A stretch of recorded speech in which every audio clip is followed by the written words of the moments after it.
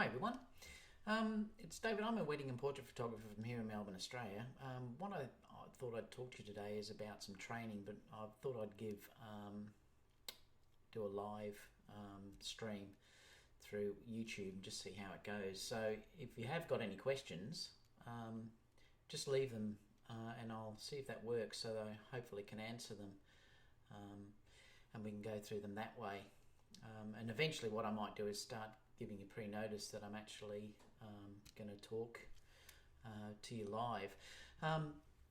Basically, what I wanted to talk to you about was training in the industry at the moment, because it seems to be that nearly every second photographer is offering some sort of training on the internet, and I think it's getting a little bit out of hand. Just to let you know my experiences, I actually came from a training background. I actually taught at a university here in Australia. It was RMIT for 20 odd years. And in that I did photography and taught Photoshop and things like that. So I have come from a training background, but it seems to me that all these photographers at the moment, that I don't know whether they're getting work or what, but it seems to me that most of their work tends to now be coming from training rather than having a working background. So I wanted to talk to you about what I think is good training and what you should look for, and what the pitfalls are as well, because I think there's a lot of people trying to make money from this industry that probably aren't even photographers, pretending to be photographers. So I thought that we could discuss that. So I'm hoping that, even though this hasn't been announced, but I'm hoping a couple of you can throw some questions at me and we can talk about that too. So I think the question's working.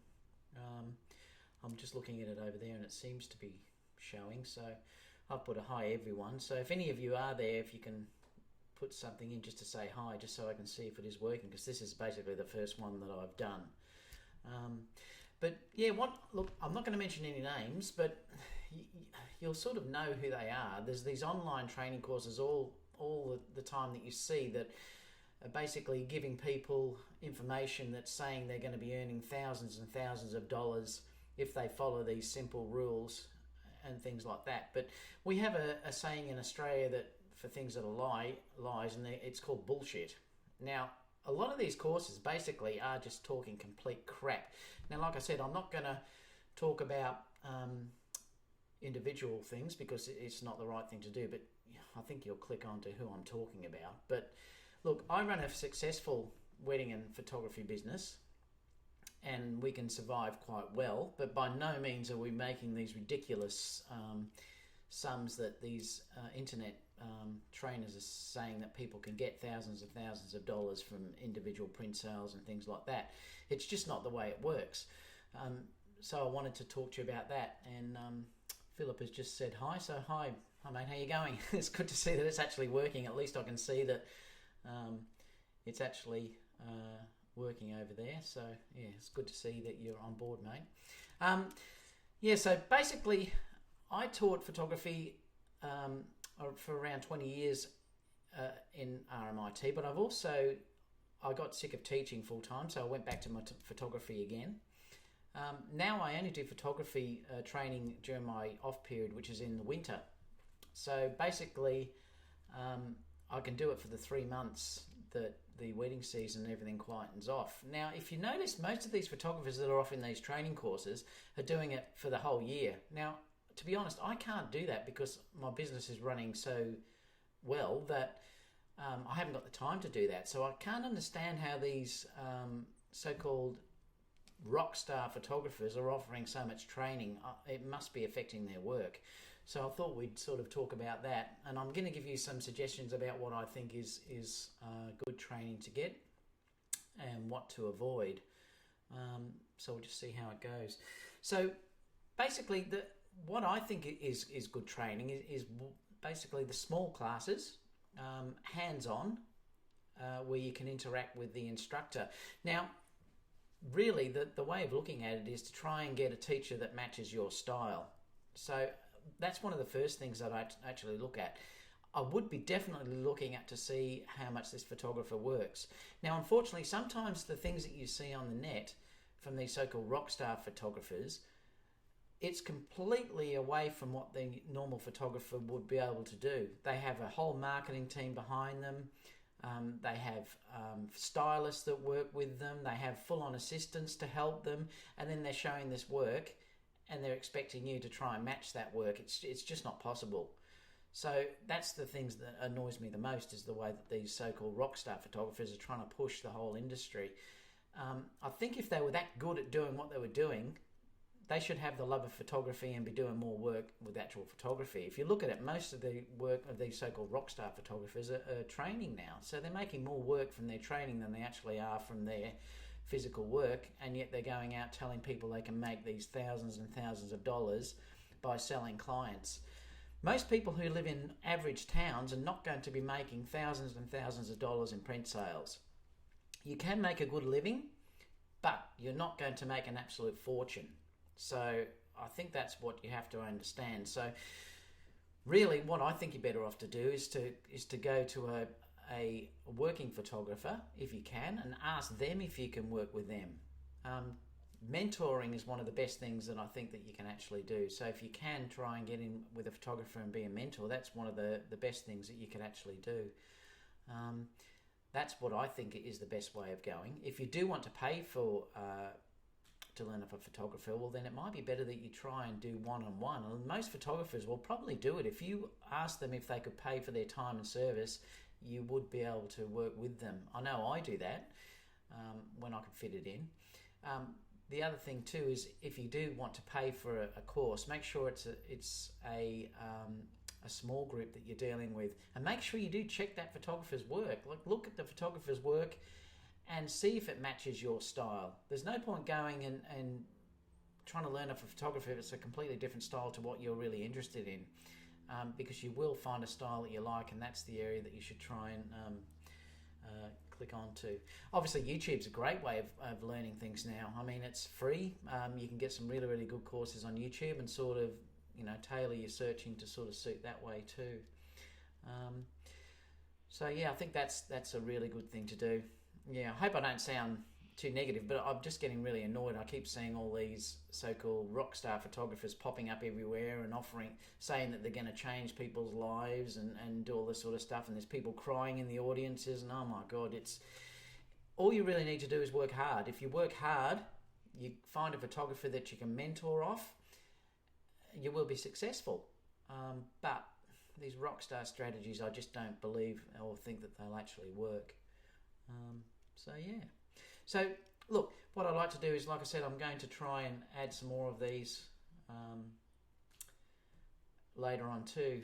So Philip is saying that the sound is a quarter of a second faster than the image. Yeah, I might have to look at that, Philippe. I noticed that myself when I was listening to it. There must be some sort of delay that you can set. So I might have to see if I can find out how to do that too. Yeah, so thanks for that, mate. Does it look really bad? Yeah, I'll have to try and see if I can find that too. So look, if you have any questions, we'll put this stream up, but if you have any questions, leave them down below and I'll get back to you, because we can talk about that too. So Philippe's saying there is an option or so that lets you do this. Yeah, I'm using Ycast, Philippe, so it might be in there somewhere. Like I said, this is the first one that I've actually done, so I'll have to see if I can find that to see. Yeah, Bubba James has said the sound is synced for me. Could be a tiny bit louder though. Yeah, you know what? I tried to pump up that volume as much as it goes. I'm using this Bluetooth. I think it's a Blue microphone. I'm using that, but perhaps I need to be a little bit closer to it, because it is showing it's only on about minus 24 decibels. So yeah, it's very, very low.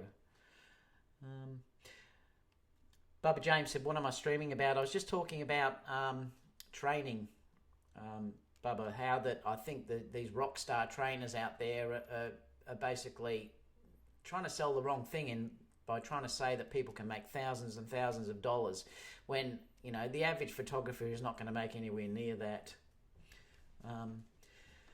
So yeah, where are you from anyway, Bubba? And what about Philippe? Where are you both from, guys? I'll just see if they can answer me, and I'll see where they're from. Now, I'm from Melbourne, Australia. It's winter here at the moment, so we're just about out of winter. We're nearly into spring, so it should start warming up shortly. Then my weeding season starts again next month in September. So I'm looking forward to that. I usually use the winter period for catching up on all my wedding editing and creating all the wedding albums and things like that. So that's what I do for the 3 months while it goes quiet. But yeah. You'd be in summer over there, Bubba. Yeah, I'm a bit jealous. It's cold here. Look, it doesn't get too cold in Melbourne. It's around about 15 today, 15 degrees Celsius. So it's not too bad. It doesn't get snow or anything, so it's not too bad. Philippe's from Canada.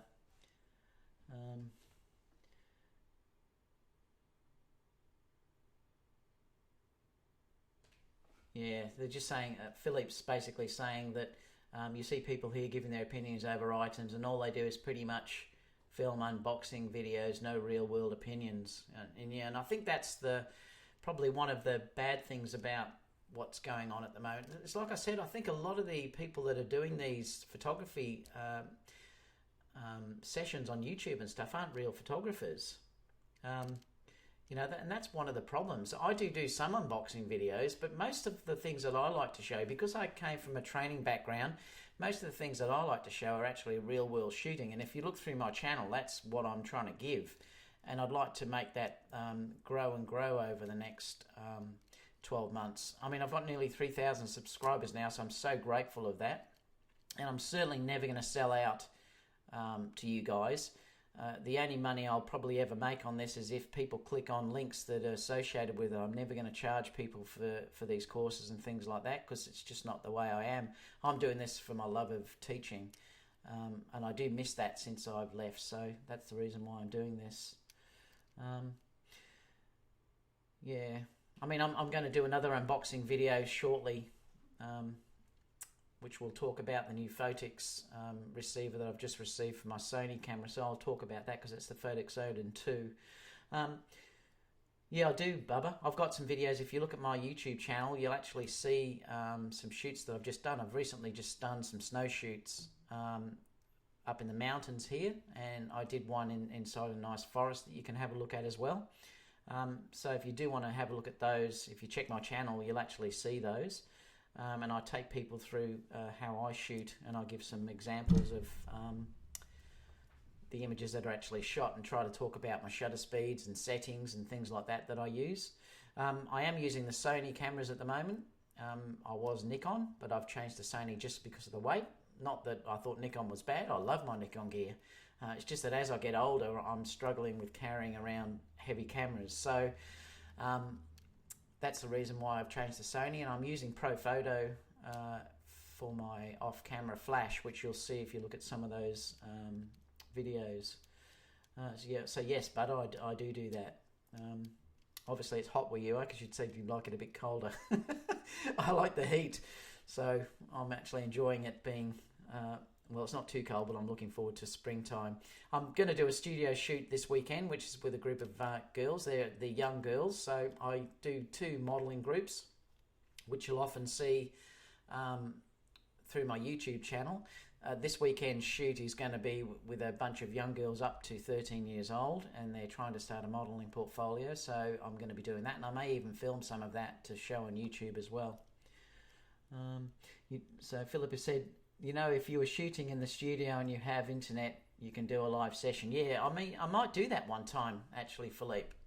Yeah, I may actually try that and give that a go too, because I'd also like to try Facebook Live as well, so I may get that going too. I just sort of have to be a little bit careful, because these girls being so young, their parents are obviously here, but I have to be sort of careful about what's shown, so I may not show that live. But the next group, where the models are much older, I probably could do that, because it's not the age issue that's actually there.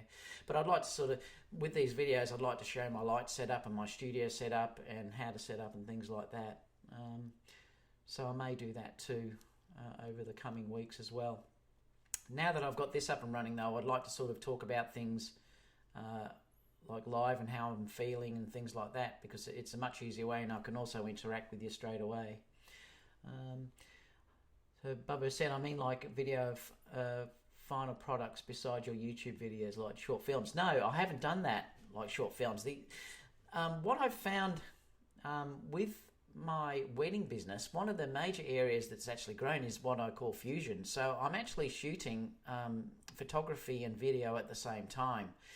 And if you look at my channel, you'll actually see some of those are on there. Now I'm giving the clients a short 3 to 4 minute highlight of their day. So that's how I got so much into video. And to be honest, it's really made my business grow because I've got this differential between what most photographers here are offering. I don't know any other photographers locally that are offering weddings with the full photography and the fusion video at the same time. So that's been a great thing for me. So I haven't been doing short films as such, although look, I love video now. The more I'm getting into it, I'd love to do something like that. But to be honest, I just don't think I'd have the time at the moment. As soon as wedding season kicks in, I have weddings every weekend. So, the time for that is fairly limited. But yeah, it would be cool to look at. So unless you have any more questions, guys, we might leave it there, and I'll think of something else that we can talk about shortly. I'd like to sort of expand on this and talk about things live to you all. So Philippe said, I honestly stopped shooting weddings and started working in video production. Well, that's interesting. Yeah. Well, I've found since I've been offering this fusion, which is offering both, my wedding bookings probably have gone up around about, well, actually booking the couple have gone up probably 50%. So it's made a massive difference in what I'm doing. I'm still learning how to do it, but I'm pretty happy with the results. But I'm not shooting I'm not giving them full on day. Like I said, I'm only giving like a 3 to 4 minute highlight reel. But it certainly has helped me, and I've learnt so much. I'm using Final Cut for my editing. I was using Adobe Premiere, but I've gone now to Final Cut, and it seems to be working really, really well. So Philippe said, this is the first photography stream I've seen, so keep it up, bud. Yeah, no worries, mate, thanks. I'd like to. Like I said, I enjoy this, and I love the interaction with everyone. So sometimes just doing the YouTube videos and I can't talk to people live is a little bit frustrating. So this way I'm hoping as my audience grows I can answer a lot more questions as we go on, because I do have a lot of experience. Like I said, not in the video side of it, more the photography side of it. Bub said, what made me switch to Final Cut? You know what, it was just the cost. I purchased Final Cut. It was a one-off cost. Plus, the funny thing was, with the Sony system, it was tending to put lines through the image, and I couldn't work out what it was. And I'm not sure whether it was a corrupt video card. I've got a Mac Pro. I don't know whether it was a corrupt video card, but when I was shooting 4K, it was getting lines that were appearing across the screen, and I couldn't get rid of them. And so I went to Final Cut, and I got rid of it. It worked straight away. Plus, I found with the Mac Pro that I've got, it runs extremely quick with 4K using Final Cut. So I decided to go that way, and then I've now just changed my subscription from Adobe just to Photoshop and Lightroom, because I did have the whole lot before, but to be honest, I was only using Photoshop and Lightroom, and also the Adobe product, the video product. But now I've changed that, so I've gone back to the $10 per month one, which has saved me some money. I had to buy Final Cut, which was $400 Australian or something, but once I've purchased it, I've got it then. So that's why I switched. Just please make sure it's shot in between time zones. Yeah, it probably is too late over there. You know what, I was only doing this as a test, so I probably will try and do some of these videos earlier in the day, so it makes it a bit better. I think around about 9-10 o'clock in the morning is probably good here, because then it's about 2 o'clock there, your time in California anyway. So yeah, I'll have to change time zones. So yeah, it's a big problem being down under. Yeah, I know. I will change that. Like I said, this is just the first test that I've done. So I will probably change that as time goes on. You can see my office behind me. And the studio is through that door that's right behind me. It's a purpose-built studio that I've built down here. It's beautiful. So eventually I'll show people through this as well.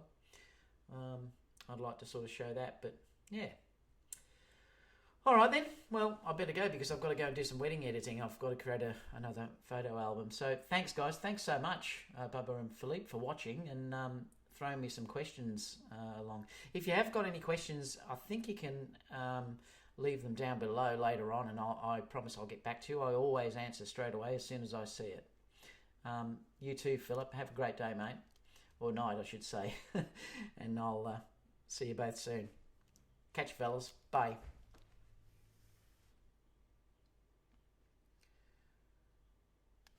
Just got to learn how to switch off.